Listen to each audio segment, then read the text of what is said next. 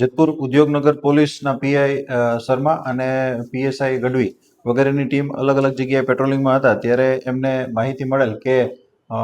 જેતપુર વિસ્તારની અંદર અને મેંદરડા વિસ્તારની અલગ અલગ ગાડીઓ છે એ અલગ અલગ ટ્રાવેલ્સમાં એક જ નંબર પ્લેટ લગાડી અને ટેક્સ બચાવવા માટે અને સરકારશ્રીના જે ટેક્સની ચોરી કરવા માટે આ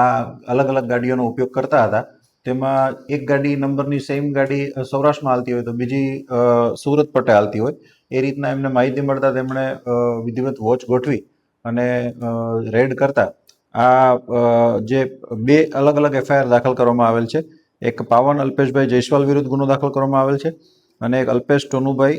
જયસ્વાલ અને કૌશિકભાઈ યોગેશભાઈ જયસ્વાલ એમ અલગ અલગ બે ગુના દાખલ કરી અને ટોટલ 11 વાહન કબજે કરવામાં આવેલ છે, જેમાં 10 ટ્રાવેલ્સ છે અને એક ઓમની ગાડી છે. એક ગુનાના કામે 4 વાહન કબજે કરેલ છે, એક વાહન કબજે કરેલ છે અને બીજા ગુનાના કામે 10 વાહન કબજે કરેલ છે. તમામ